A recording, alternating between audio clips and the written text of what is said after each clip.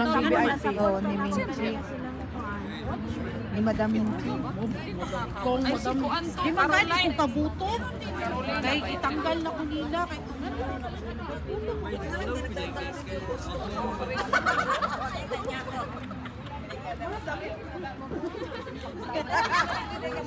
We maken ze geen vuurtjes, hè?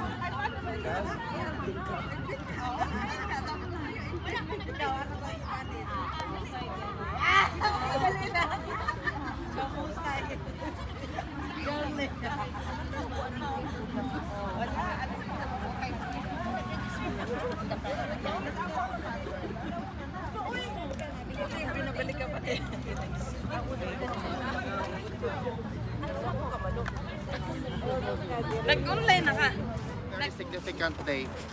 Kaya we are very thankful na tayo talaga ay pumunta dito at this is a show of bayanihan, peaceful assembly na although we don't want what's happening to our former president, but through our love and support for him, we are here voluntarily and with that we are very thankful. Meron din tayong mga kababayan na nandoon sa Land Van Regan. Mamaya merong kape, merong pagkain po para sa lahat. So, ang iba, alam ko, nakakain na kayo ng lechon kanina. May lechon. Baka may lechon na naman. Mamaya, pag medyo dark na talaga, May naglakoy. mamaya, pag medyo dark na talaga, it would be nice if meron po tayong mga cellphone, lagyan po natin ng ano man ang relihiyon natin, ano man ang denominasyon, ano man ang paniniwala natin, tayong lahat ay mga Pilipino na nagmamahal sa ating bansa at higit sa lahat, mahal natin si Tatay Digong, kaya nandito tayong lahat. Tama ba mga kababayan? Amen. So ngayon, magkaisa po tayo. So sabi nga ni Tatay Digong at sabi ng kanyang buong pamilya, ngayon ginigipit tayo sa administrasyon sa Pilipinas. So, sabi ni Tatay Digong, prayer is the most powerful weapon. So, wala tayong ibang gagawin ngayon, kundi taos-pusong pananalangin. Alam ko na tayong lahat na nandito ngayon, ay naniniwala po tayo sa Diyos. At ang Diyos, pag siya ang kumilos, ay walang bagay na mahirap at walang bagay na imposible sa Kanya. Amen. So, tayong lahat, hindi lang dito ngayon, sa ICC, kundi mayroon tayong mga kasama. In the early morning of May 10, the following day of May 9, 2016, when Mayor Rudy realized that time that he will be the next President of the Republic of the Philippines, you know where he went? Early morning of May 10, Cemetery. he went to the grave Of of his his dad. mother and prayed over his grave. And he called upon his mother these words, "Ma, tabangi ko. Ma, tabangi ko." I think this is the same words that he's calling now upon us. Mga kababayan ko, tabangi ko. And it is this holy hour of this cold April night that as we gather here tonight, he may not hear this, but he knows that we are here in spirit, calling upon the high heavens, tabangi ko.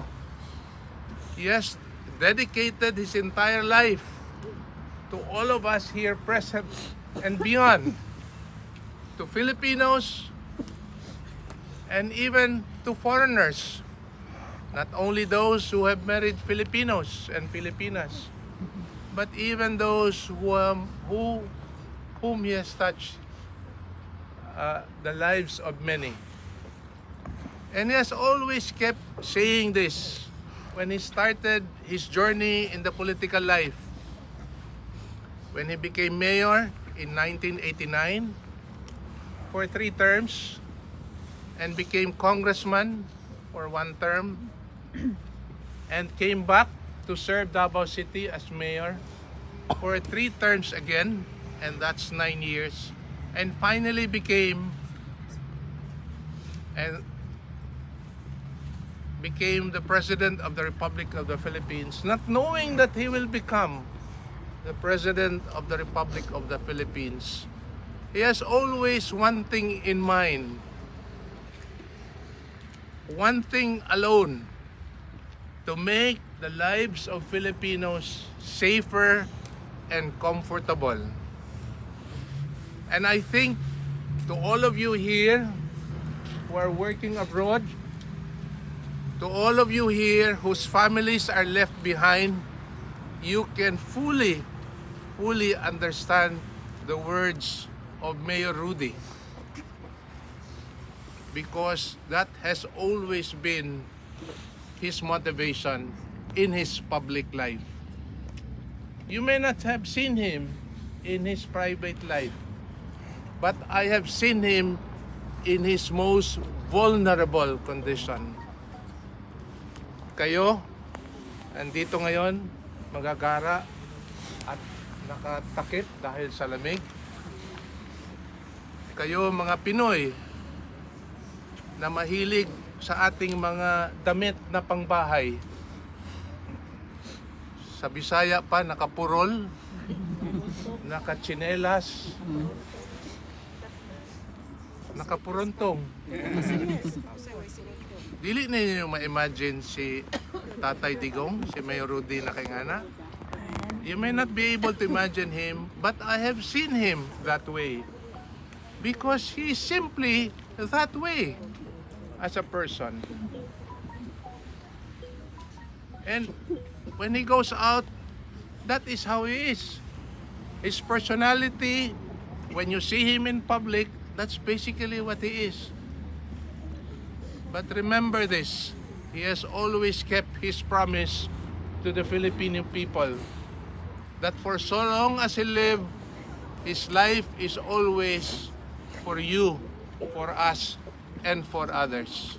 And I think that is the example that he's showing to us today, that we are to live not only as Filipinos, not only as English, not only as Dutch, not only as whatever nationality we have, but even as human beings, we live for others.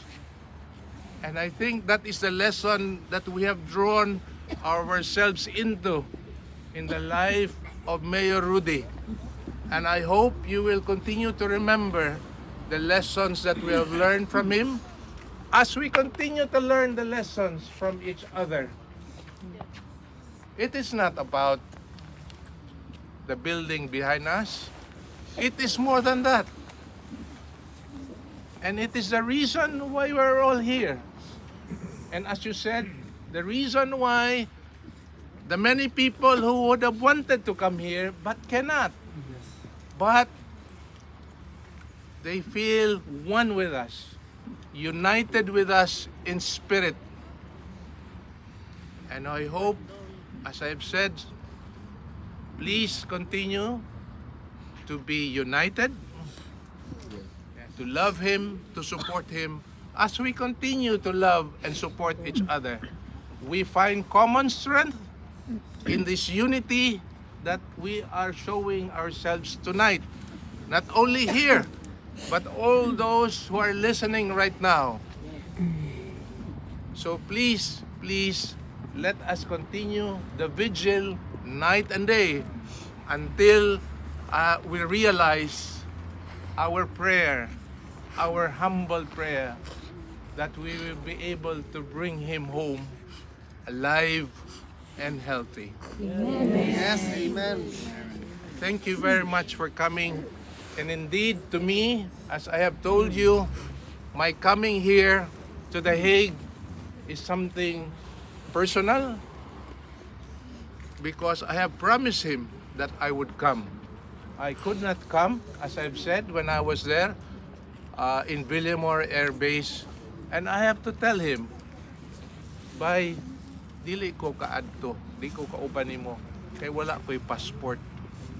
But I promise you, I will visit you there. And that is why I am here. It is a personal promise for me to come. Thank you very much. And for us who believe in God, Catholics, we are in the period of Lent, Quaresma.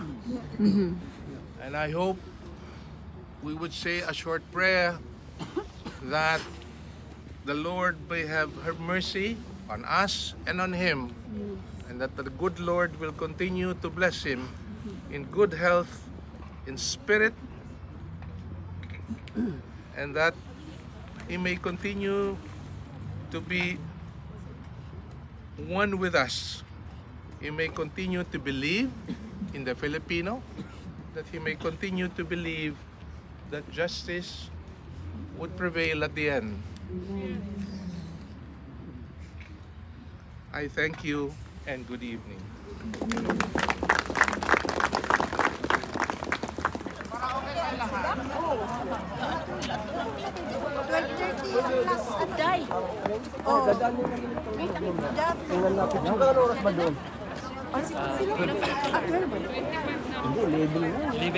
Pero magpapita sila ng budget dito.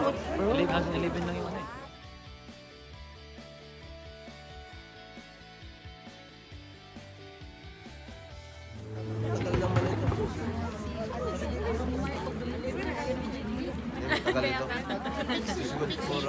Takwag tawa. Atras lang konti kasi hindi makita yung FPRRD. Dito lang. Sundan natin yung linya. Yung linya na lang po yung sundan.